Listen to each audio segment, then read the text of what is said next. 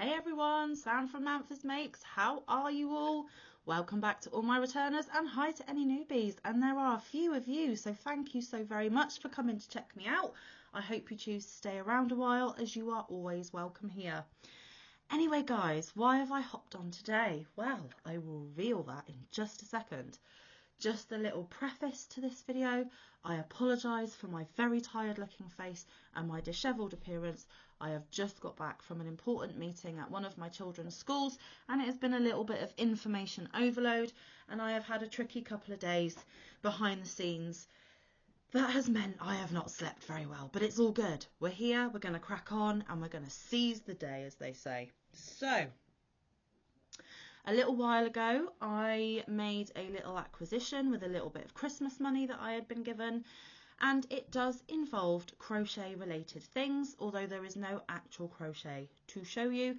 There is no yarn. So if that is what you're here for, sorry guys, not this time, but it is crochet related, and I just thought I would hop on and show you a couple of wonderful books that I picked up. Because it might be of interest to you, it might be some crochet techniques you are not familiar with, and I endeavour at some point in the future on this channel to make some of these things, to investigate these crochet techniques and show you the end result. But let's start with the books to begin with. Okay, so the first book I would love to show you is this one here. I got both of the books off of Amazon. I am not an affiliate, I am not sponsored, I bought them with my own money, and like I said, it was Christmas money that I was gifted with, and I decided to check out something that is new to me, and like I said, it might be new to you, so it might be of interest to you also. Both the books that I am going to show you, and I'll give you a quick look of the other one, but we'll go into both in a bit more detail. Both of these were under £10. So they were about £8.26, something like that, which means that they would be $6–7 maybe, something like that. I don't know guys, the conversions I'm not that great at, but they are very inexpensive. So the first book we're going to look at is Colourful Wayuu Bags to Crochet, a guide to making tapestry crochet bags, and it's by Rianne de Graaf. And apologies for the glare on my ring light. I am filming this much later in the day than I normally film my videos, so the lighting isn't great and my ring light will produce a glare.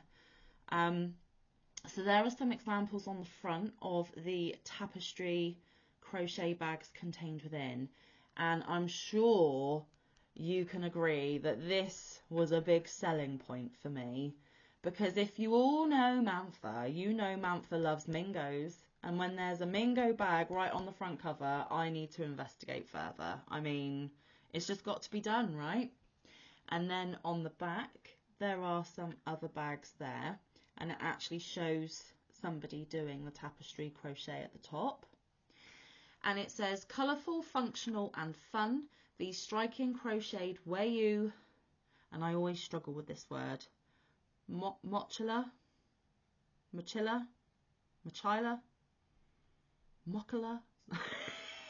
I don't know this word here. I'll show you.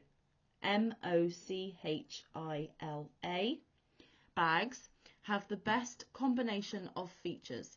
Using the technique of tapestry crochet, there are 10 stunning bags to make, all in excitingly bold colorways and designs, with the characteristic woven shoulder straps and drawstring cords. Some of the bags are also embellished with pom-poms and tassels.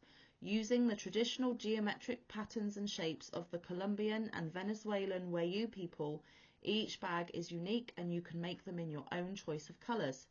There is a comprehensive technique section at the beginning of the book and a section at the end showing you how to make the beautifully woven straps and also the drawstrings.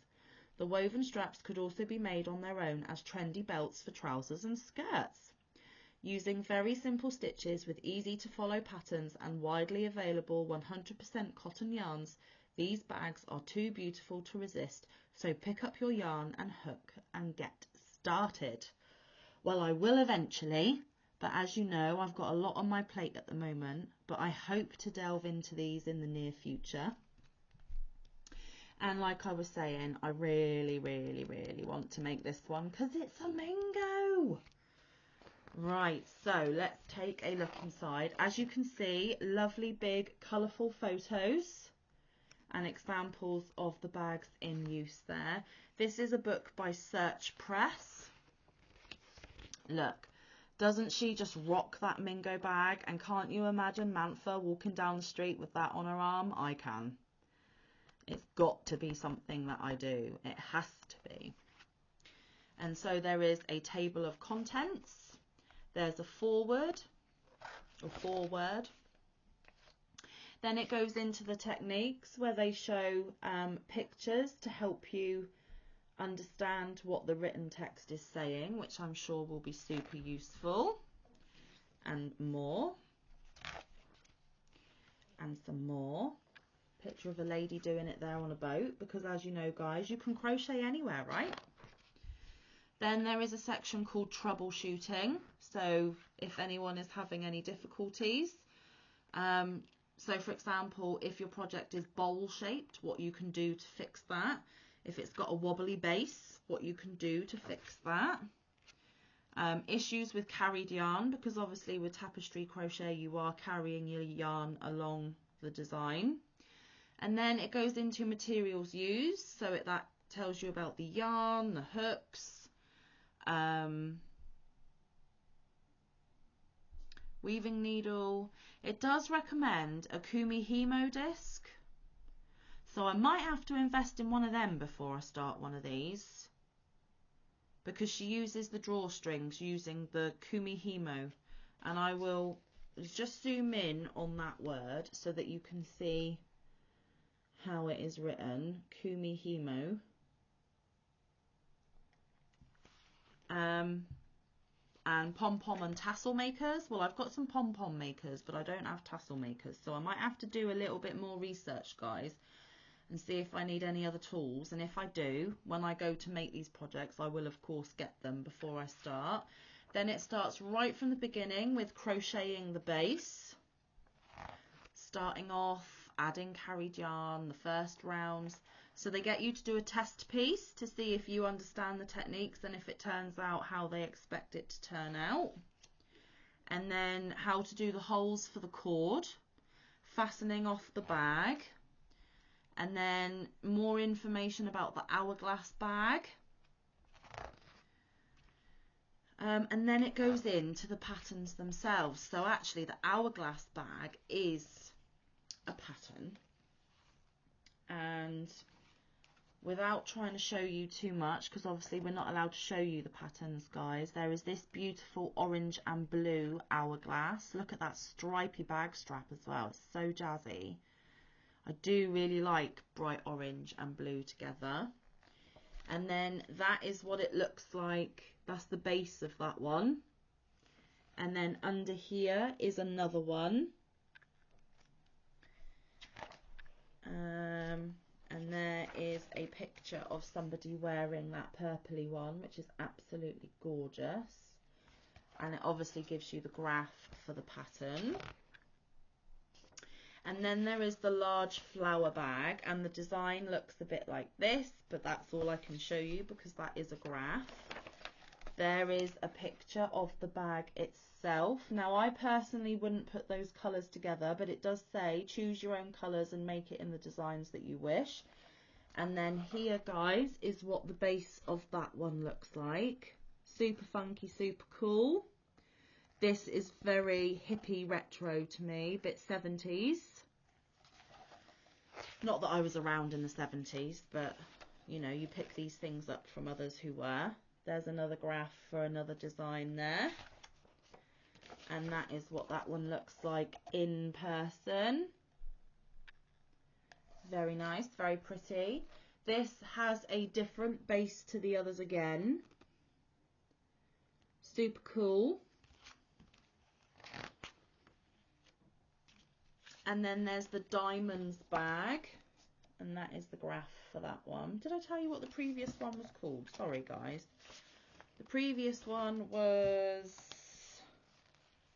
the Azulejo bag. Azulejo bag. I would imagine it's the J is a H, so Azulejo bag. And then, like I said, the diamonds bag, which looks like that. Super cute. I really like that one, and I really love the zigzag stripe on the strap there. And then again, the base is different again. Look at that. Gorgeous, gorgeous. And then the little flowers bag, the graph looks a bit like that. And here is what it looks like in person. I just love how bright and bold and statement these bags are. Not normally my style, but I really want to know the technique of making them. Another base there. I'm intrigued to know how long it would take to make one as well. And there's the little flowers bag being modelled. Different strap again, guys, if you notice.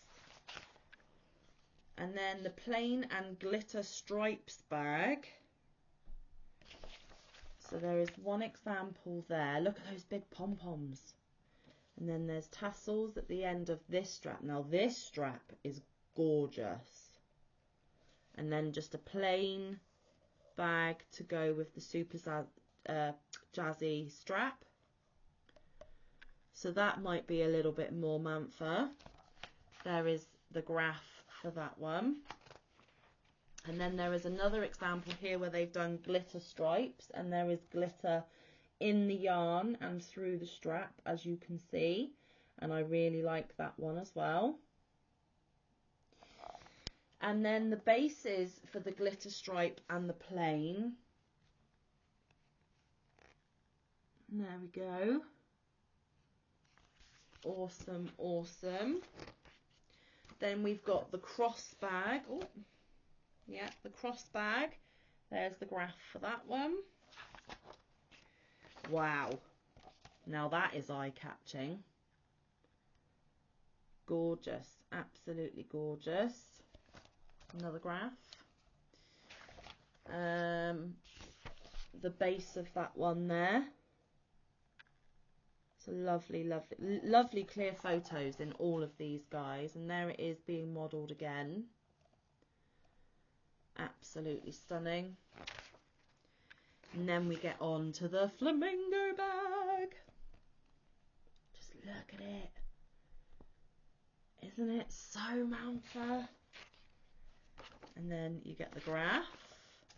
And there it is in its full glory. Absolutely gorgeous. So obviously this one is still tapestry crochet, but it is not the cylindrical bags that I've shown you previously.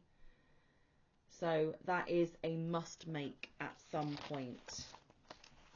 And then there is another gorgeous picture, which is really hard to show because it's right in the middle of the book. But then you've got the traditional bag. There we go. Awesome. Pretty. The graph. And then that one being modelled. Look at the base on that one.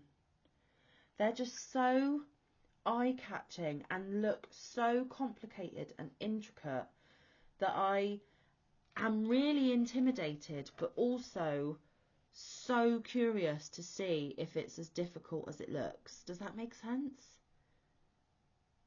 They just intrigue me, guys. Totally intrigue me, because like I say, I wouldn't buy one of these if I saw one in a shop, but I'm interested to learn how to make one, like how you put it together, for want of a better word. And there it is being modelled. Super, super gorgeous. And this is the maze bag. There we go. There she is. Out by the river. And then the base on that one. I love pink and grey together. And then the chart. And then it goes into making the shoulder strap, what you need to do to make the shoulder strap. So twisting the cords, using a cord maker, starting off. Now this looks intimidating, guys. Can you see some of these pictures and what they're doing? Oh my good gravy. And then there's the beautiful Mingo bag again. That show it off at any opportunity. More picture diagrams there. So I think it will be very informative, and I think the instructions will be clear, judging by the amount of pictures and written text that go with it. But I won't know unless I try them out for myself. So obviously the different patterns, the different ways of weaving the cords. There we go. So on first glance, there's another one there, look, up the top, up here. Oh, angles down. Another one there. At first glance, this looks like a very, very, very well presented book. Really gorgeous pictures. Looks like clear instructions, but like I said, I won't know until I start making one. It's then got information on how to attach the shoulder strap, securing, fastening off, placement, and then instructions for making the drawstring, and that must be that disc, what was it called? Kumihimo disc to make the drawstring. So I definitely think I'm going to need to invest in one of those, which is fine. She says, to do this, I mostly use kumihimo, a weaving technique from Japan that is more than 1,000 years old. It is not only fun, but also easy to do. The word kumihimo can be split into two words, namely kumi, which means braiding, and himo, which means cord, so braiding cord. The cords and ties made with this fun and easy technique were used to tie kimonos and to decorate clothing. Well, there you go, guys. Did not even know it was a thing. And that is this book, which, like I said, I am eager to get stuck into at some point. So watch this space.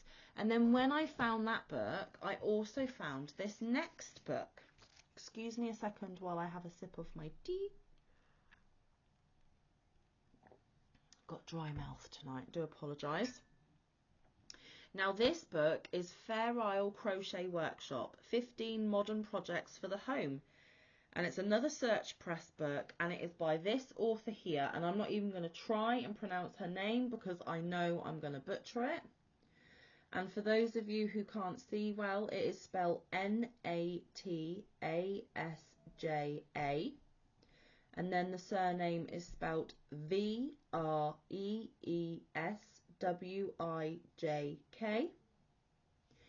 And then, as you can see on the front, there are some examples of the projects contained within. And there are also some more projects on the back. That bag is gorgeous. And I'm not really a bag person. I think I own like 2. It says, now crocheters too can enjoy creating iconic Fair Isle designs brought right up to date in this stunning book. Author and crochet designer, the name I spelled out to you just now, opens up a whole new world of design possibilities to crocheters everywhere. The techniques that she uses are easy to learn, and there are 15 modern projects for you to try, all in a range of coordinating colours and with a vintage vibe. From blankets and pillows to wall hangings and plant baskets, each crochet pattern is accompanied by clear colour charts, written instructions and beautiful photographs of the finished pieces. These stunning, unique items are so easy to make, yet will add a touch of style to any room in your home. So let's dig in, shall we, guys? There is a foreword. Contents. Oh, look at that. That is a nice overview. Let's do this. I don't normally like bending the spine of books like this, but I will for you. There is a nice collage of some of the projects included within. But let's take a closer look, shall we? So it starts showing you the basic techniques. So that is some of the stitches, and this is written in US terms. I forgot to check that in the other one. Bear with me a second. This is US terms as well, guys. Now, although I'm from the UK, I do prefer US terms, so that's good for me. But obviously, if you prefer UK terms, you're going to have to convert. So it shows you how to do some of the basic things. And then you get a Fair Isle technique workshop where they show you the Fair Isle stitch, changing the yarn colour, crocheting in rounds, crocheting in rows, tips and tricks, abbreviations and conversion chart. And like I was just saying, they have got the UK terminology there and the US terminology there. And there again is pictures of some of these things that we're going to be learning about in this book. And then it is on to the first project, which is a baby blanket. Now this does remind me of mosaic crochet. I am not entirely sure if it is the same thing or whether it is a different technique altogether. I am assuming it is a different technique because it's Fair Isle, otherwise it would say mosaic, but I could be wrong.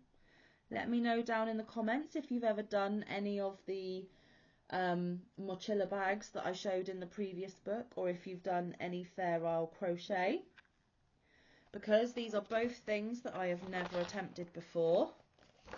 You get a gorgeous chart for the blanket pattern there. There is a beautiful, oh, wrong way. Oh, Sam, work it out.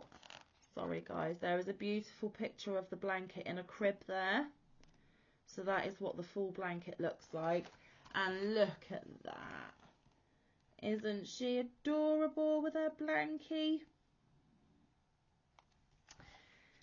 So there are some gorgeous photos. Okay, the next pattern is Baby's Room Storage Pockets. And I really love this. And I assume, let's have a look. It gives you the graphs for these specific bags. So unless you have an alphabet, you couldn't change them for other things. But what a super cute and adorable idea. If you didn't put the letters and that and symbol and just made the bags, how cute would that be in a yarn room with maybe some hanks in, maybe to keep your mini hanks, maybe to put some spare hooks or tools of the trade. Yeah, I like that. I really like that. So that is what they look like. And then you get the graph and what the bag itself looks like. Same with that one. And the same with that one. Super, super cute. And of course you can do them in any colour that matches your decor at home or your personal taste. Look at this cuddly bunny. That is all crochet, but it's got Fair Isle crochet in the body, on the ear, on the arms and legs. That is just so cute. I love it.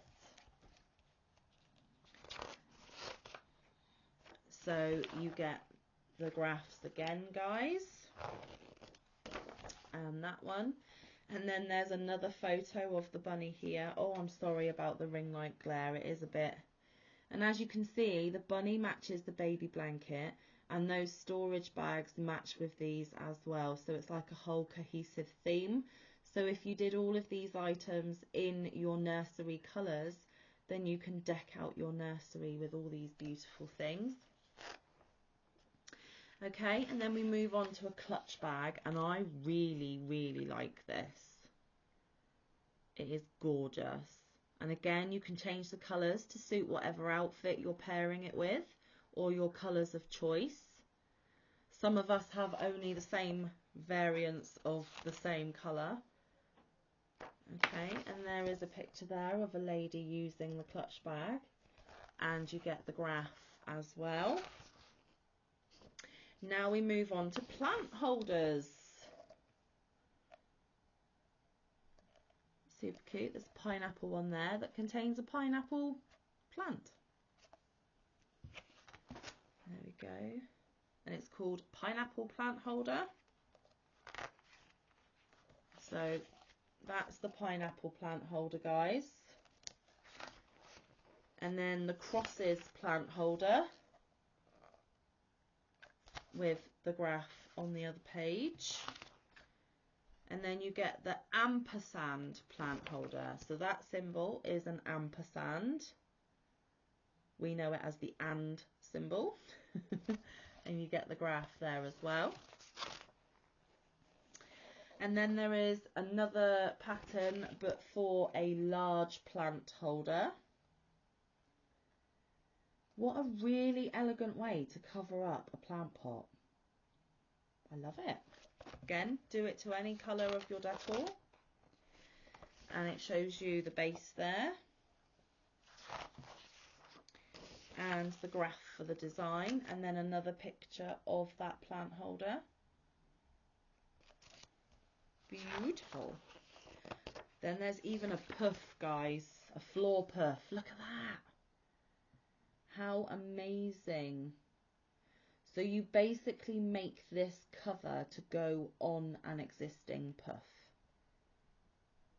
How amazing.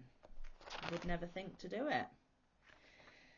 And they're using what I would call normal yarns. Some of them were cotton, some of them are Aran. So some are acrylic, some of them are cotton. It's not like t-shirt yarn or ribbon yarn or anything. So there is the design for the top of the puff there. The sides and the base. Okay, pretty pillows. So you've got a chevron style one there, and then crosses to match those planters that I just showed you. And these are just in DK yarn.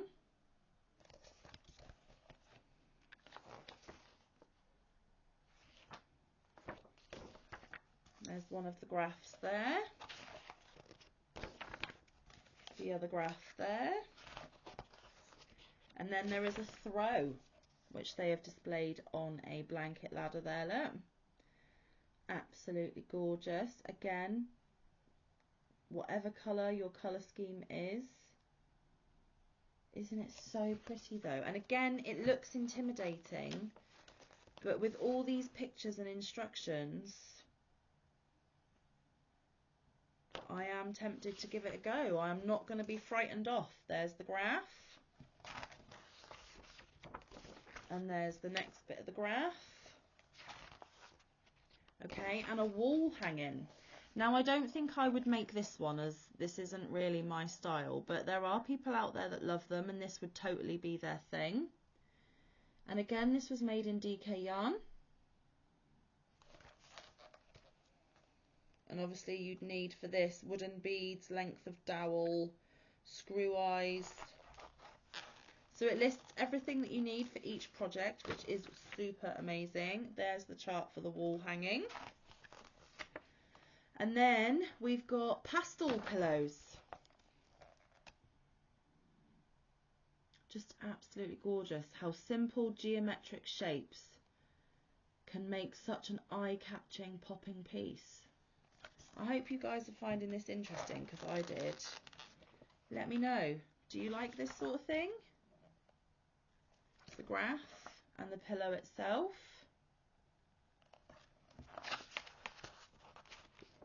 And then there's that pillow, square one, and the graph. And then there is another mochila bag right at the end, look. And they have used Shepier's Katona, which I believe is cotton, and also Shepier's Colour Crafter.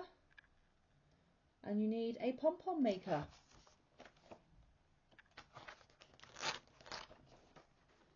There is a picture of the base of that bag, and you also get the chart as well. And then the pattern of the bag itself. It then tells you how to make the shoulder strap, the cord, and the pom-poms. And then at the end there is a word of thanks. And on this page there are some more search press books that you can look into, should you like the ones that you have. So what other things have they got? Pocket amigurumi, Tunisian crochet, Fair Isle knitting, cuddly animals to crochet, crocheted cactuses, Once Upon a Time in Crochet, Handbook of Crochet Stitches, Rainbow Crochet Blankets, 350 plus crochet tips, techniques and trade secrets. So I think this might be a valuable resource, and you can search for them at www.searchpress.com, or like I said, I found them on Amazon. They were less than £10 a piece, and they are super interesting to me. I don't know when I am going to get around to making anything from these, but that is the beauty of books, guys. They can sit on your shelf patiently waiting for you to pick them up and make something from them. They're never going to go off, they're never going to go out of date, and it's another really good resource to have in your stash, not just what you need to make them with, but the patterns themselves. So Wayuu bags and Fair Isle Crochet Workshop. That is what I had to show you today, guys. I hope you enjoyed it. I really enjoyed looking through them with you. I look forward to one day making the projects in there, and I will of course show you if I do. So let me know down in the comments, like I said earlier, whether you have tried any of these techniques or made anything similar to this.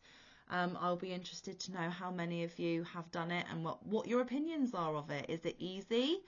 Do you recommend it for beginners, or is it more of an intermediate or advanced crochet skill level? I have no ideas. They just, you know, caught my eye and I thought, why not? And it was for a really good price. So win-win for me.